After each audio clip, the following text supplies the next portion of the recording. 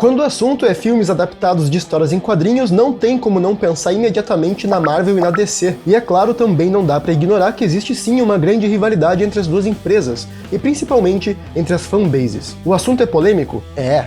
Dá treta? Muita.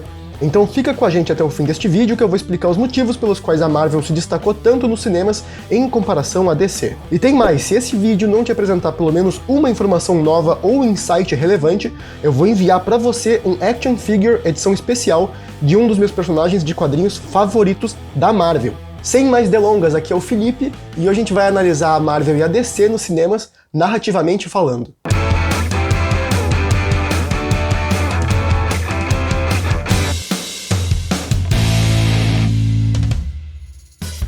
Galera, e desde já eu já peço pra você deixar o seu like, se inscreve no canal caso não seja inscrito, ativa o sininho para receber as notificações de novos vídeos, que isso ajuda muito o nosso canal a alcançar mais pessoas, e assim você também não perde mais nenhum dos nossos vídeos que lançarei aqui no canal, beleza? Dito isso, bora pro vídeo. Como esse assunto é muito extenso, eu vou separar essa análise comparativa em partes. Vou analisar o planejamento das duas empresas para criar o seu universo cinematográfico, a criatividade e o desenvolvimento dos personagens, a opinião da crítica e, para finalizar, o desempenho comercial de ambas. Bora, começando com o planejamento. O MCU estreou nos cinemas em 2008, dando início à chamada Fase 1 da Marvel.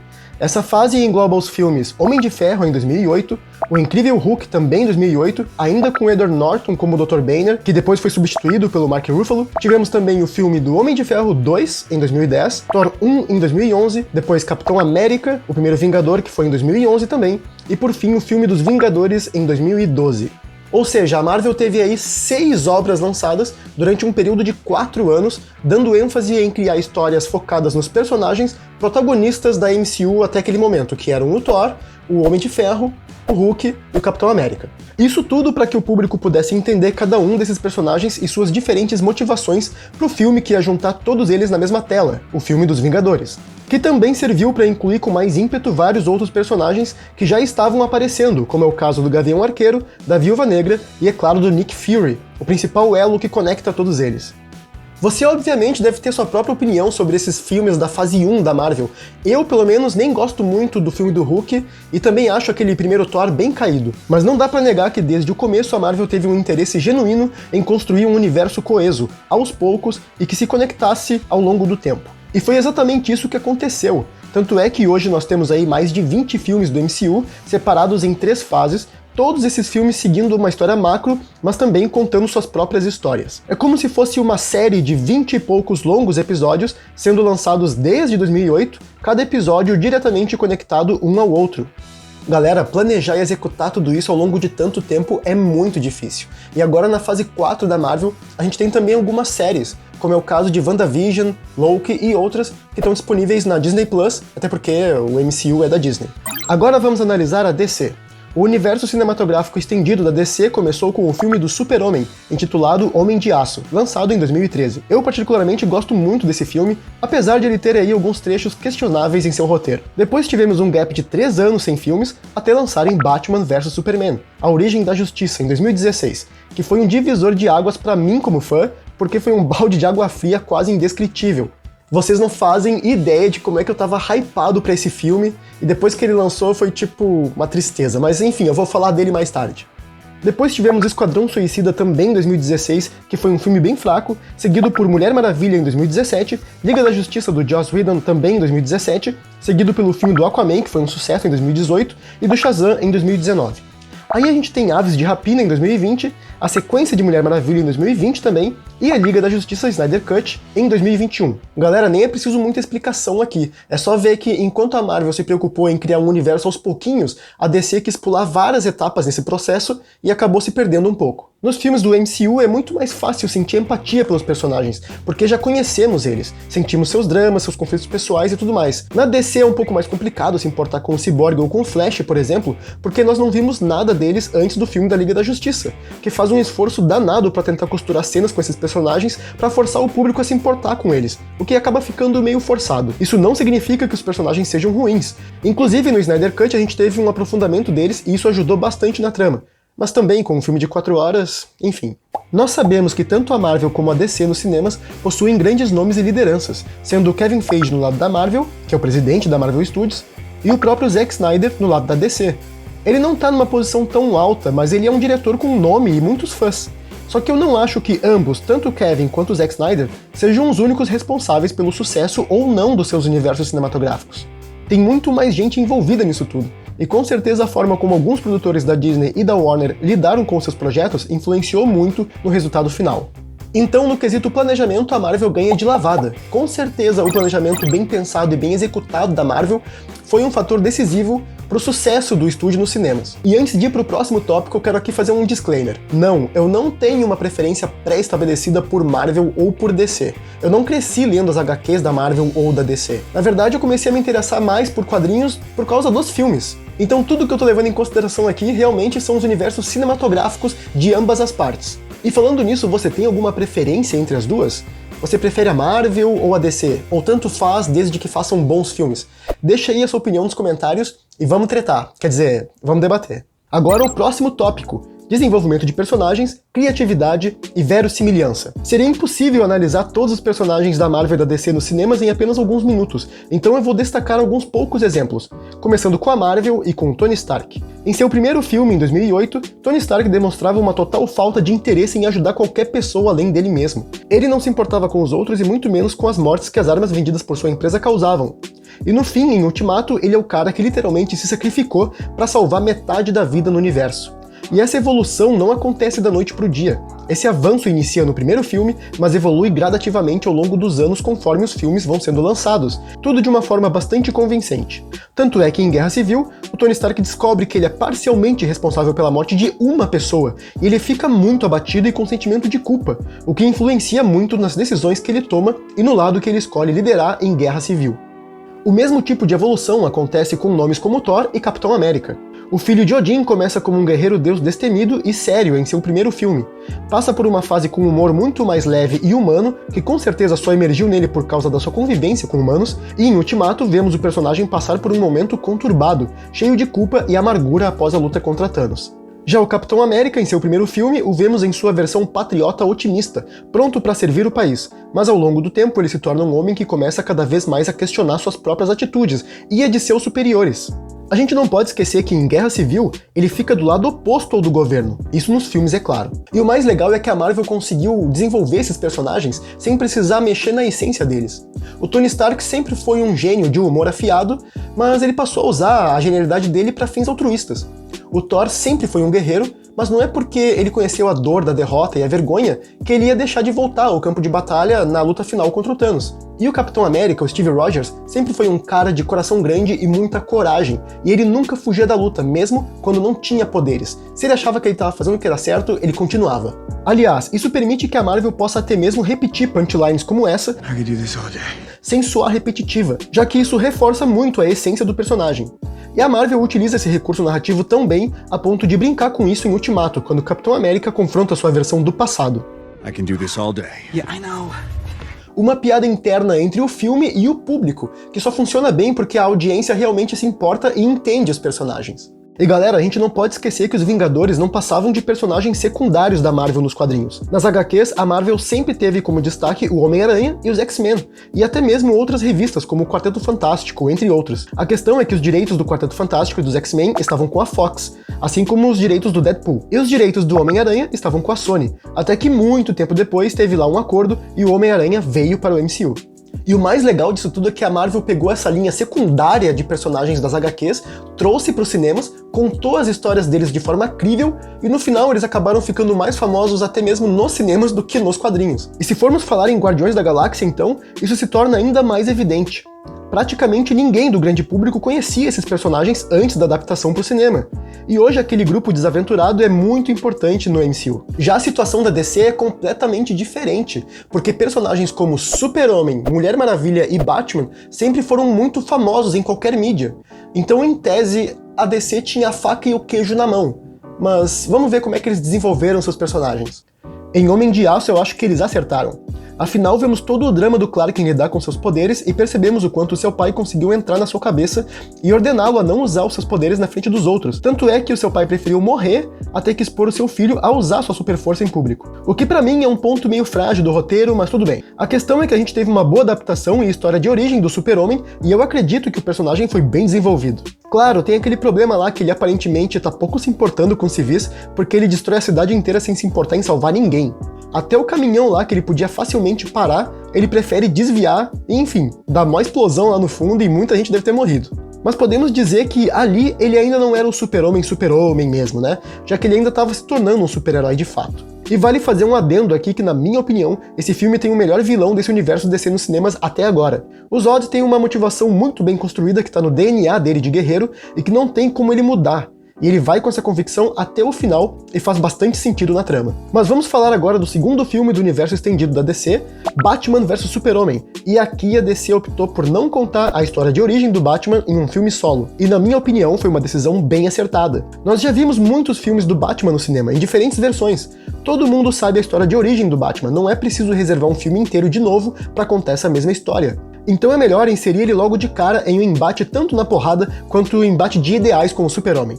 O Bruce Wayne do Ben Affleck nos é apresentado como um homem amargurado e muito sério nesse filme, e suas motivações para antagonizar o Super-Homem são bem convincentes. E infelizmente, o filme acertou somente até esse ponto. Daqui em diante, uma sucessão de erros. Desde aquela versão tosca do Lex Luthor até o desenvolvimento do filme de modo geral. Pra falar a verdade, até os trailers erraram. Cara, eu lembro quando o primeiro trailer foi lançado, eles conseguiram deixar a galera muito empolgada. E até ali tava tudo bem. Até que depois eles lançaram mais trailers mostrando a Mulher Maravilha e depois mais um mostrando o Apocalipse. E sério, eu fico pensando quem foi o executivo da Warner que chegou e pensou assim: eu acho que o Super-Homem, o Batman e a Mulher Maravilha no trailer não é o suficiente pra fazer o público querer pagar o ingresso. Vamos colocar aquele vilão que foi um dos poucos que conseguiu matar o Super-Homem nos quadrinhos. Vamos colocar ele no trailer, vamos lá. E esse nem é o maior problema da coisa. O problema é que os argumentos construídos no filme são fraquíssimos. Como, por exemplo... Salve a mata! Caralho! Mas pelo menos esse filme serviu pra introduzir o Batman do Ben Affleck nesse universo da DC no cinema, certo? Um Batman mais velho, mais amargurado e tal. O problema é que na Liga da Justiça de 2017, isso foi totalmente obliterado por uma mudança súbita de comportamento, em que o Bruce Wayne faz piadotas fora de hora e parece mais um tiozão do pavê. Sim, a gente sabe que esse filme foi liderado pelo Joss Whedon e não pelo Zack Snyder, mas nós, como público, nada temos a ver com isso. A questão é que a DC não soube manter a consistência dos seus personagens.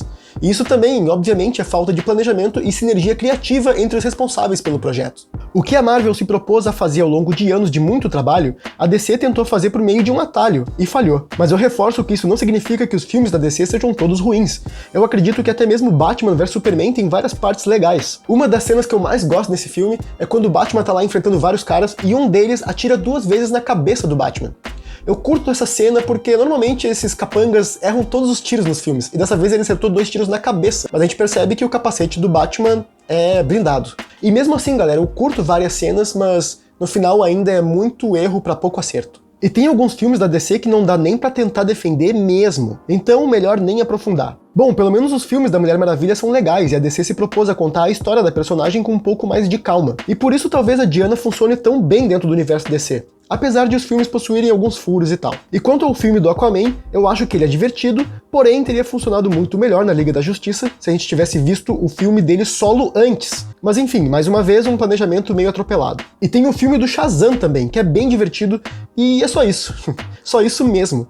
Ainda bem que teremos o The Rock aí pra dar um up na DC, porque tá difícil o negócio. E o planejamento e a execução cuidadosa e assertiva da Marvel fez com que ela pudesse explorar os seus personagens de maneira muito mais criativa, inclusive dentro dos combates. Sabe como durante as batalhas sempre tem uma pausa e outra para que o personagem possa falar alguma coisa? Esse recurso serve para vários propósitos, e um deles é o de desenvolver os personagens e passar mais de suas personalidades em trechos curtos dentro das lutas, servindo também de descanso pro espectador que tá acompanhando um combate extenso. Olha só que bacana esses trechos. Primeiro, em Guerra Civil, Viúva Negra versus Gavião Arqueiro. Agora o Homem-Aranha de volta ao lar, na luta no banco. Hulk, good to finally meet you guys. E também essa cena de Vingadores Guerra Infinita. E por fim, mais uma cena de Guerra Civil, dessa vez com um tom mais dramático. So was I. Viram como todas essas cenas viajam entre os gêneros, desde humor até drama, e mesmo assim se comunicam com o background dos personagens envolvidos? Não são linhas de diálogo genéricas. Enquanto isso, na DC, temos isso, I need friends. e isso, e mais disso, Alright, e um pouco mais disso. this one will be mine. I belong to no one. Eu não sei vocês, mas me pareceu tudo meio genérico. Isso não significa que a DC não saiba criar interação legal nos seus personagens. Eles têm sim algumas cenas bacanas, mas ainda são poucas em comparação a todo o resto de conteúdo pouco inspirado. E isso acontece em algumas cenas de luta também. Enquanto na Marvel temos diversas cenas de ação em que os membros dos Vingadores combinam seus poderes para conseguir um resultado melhor na luta, na DC isso acontece muito pouco.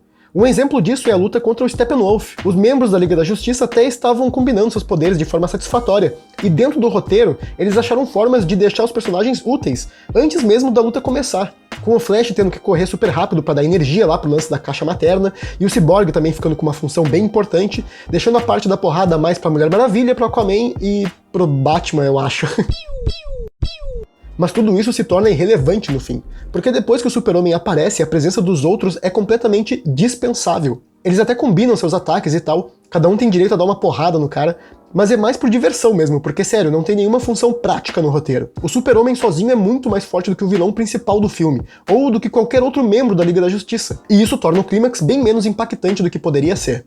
Já na Marvel, temos nos vilões um perigo muito mais palpável. Thanos não é invencível, mas ele arquitetou um plano, juntou exércitos e poderes que o tornaram temível de verdade, a ponto de realmente vencer a batalha contra os Vingadores em Guerra Infinita. No Snyder Cut ficou bem mais claro que esse papel meio que ficaria para o Darkseid, mas a forma como isso foi feito nos filmes ficou meio atropelado. O que é curioso, visto que nas HQs, o Thanos é que foi meio que inspirado no Darkseid e não o contrário. Vamos lá, isso não quer dizer que os filmes da DC são todos ruins, só porque os da Marvel trazem mais coesão.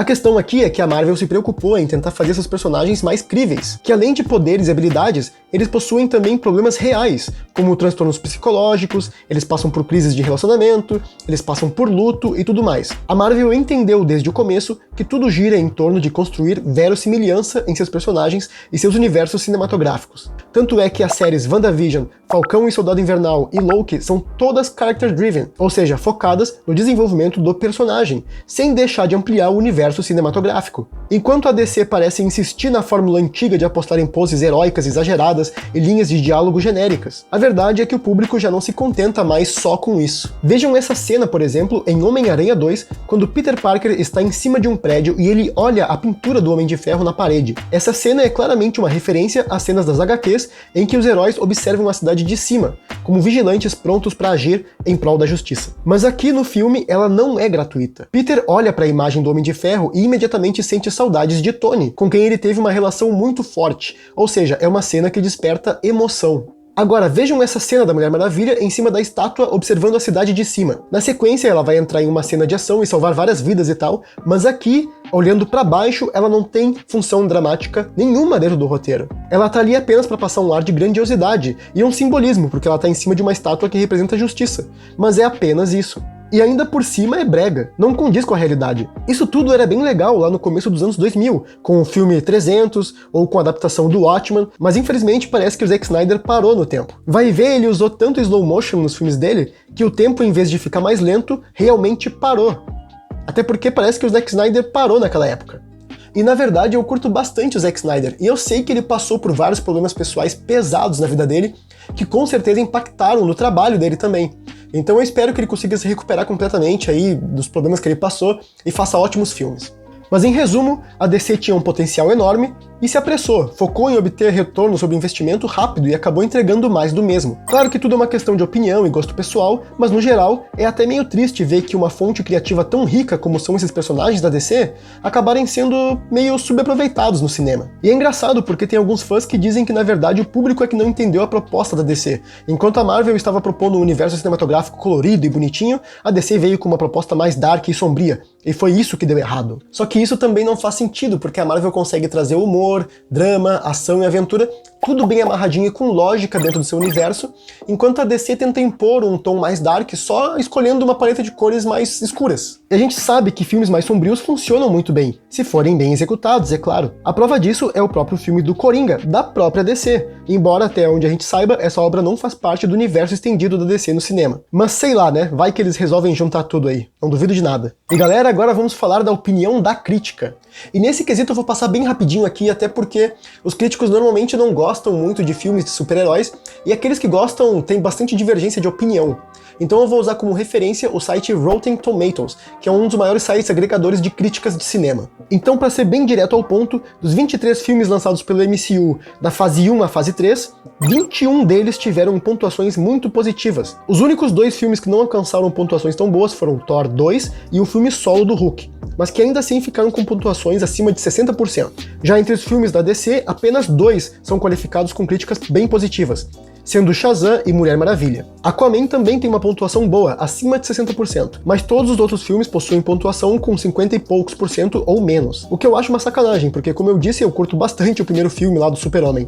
Mas enfim, nesse quesito a Marvel também ganhou, e tudo isso nos leva ao último ponto dessa análise: o desempenho comercial. O MCU tem 9 filmes que passaram da marca de $1 bilhão de arrecadação cada. Em ordem de lançamento: Vingadores, de 2012, Homem de Ferro 3, de 2013, sim, esse filme que é cheio de problemas, mas ainda assim foi um sucesso de bilheterias. Vingadores 2, Era de Ultron, que foi em 2015, Capitão América 2, Guerra Civil, 2016, Pantera Negra, 2018, Capitã Marvel, 2019, Homem-Aranha Longe de Casa, 2019, e Vingadores Guerra Infinita, em 2018, fez mais de $2 bilhões, e Vingadores Ultimato, em 2019, também fez mais de 2 bilhões. Todos esses filmes com uma grande margem de lucro.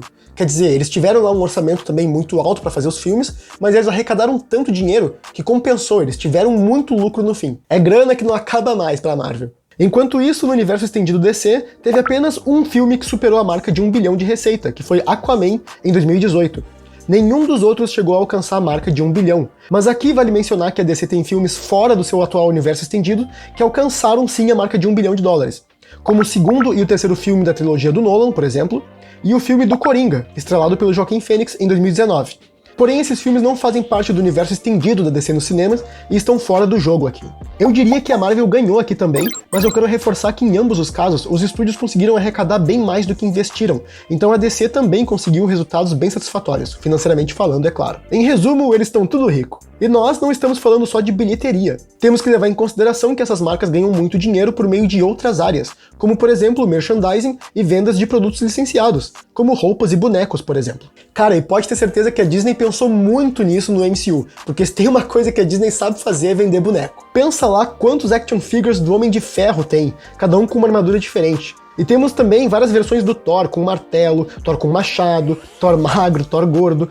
É Capitã Marvel de cabelo longo, é Capitã Marvel de cabelo curto e por aí vai. Bom galera, espero que tenham curtido o vídeo, essa foi a análise que eu prometi pra vocês, só que tem muito mais coisa pra falar a respeito desses universos cinematográficos. E embora eu considere que a Marvel seja bem superior à DC em seu universo cinematográfico atual, vale lembrar que a Marvel também não é perfeita. Tem uns filminhos meio chato no meio disso tudo aí. Tem aquele Mercúrio meio caído lá que morre com tiro, mas ainda assim, é um universo muito coeso e bem feito. Se vocês curtiram, deixem aí nos comentários se vocês querem uma parte 2 dessa análise, que assim eu continuo ela, buscando abordar outros aspectos desses universos cinematográficos que eu não comentei aqui ainda. Já deixem o like aí caso não tenham deixado ainda, se inscrevam no canal, ativem o sininho para receber as notificações e enviem o vídeo aí para seus amigos, beleza? E é claro, se por um acaso eu não trouxe uma informação nova ou um insight relevante para você nesse vídeo, eu vou cumprir meu acordo e vou enviar para vocês uma action figure edição especial de um dos meus personagens favoritos da Marvel. Essa edição especial do Drax, em sua versão usando o poder de invisibilidade que ele adquiriu, lembra? I've mastered the ability of standing so incredibly still that I've become invisible to the eye. Tá me tirando? Tá, foi mal galera, desculpa. Mas enfim, obrigado por assistirem o vídeo até aqui, a gente se vê no próximo vídeo. Valeu!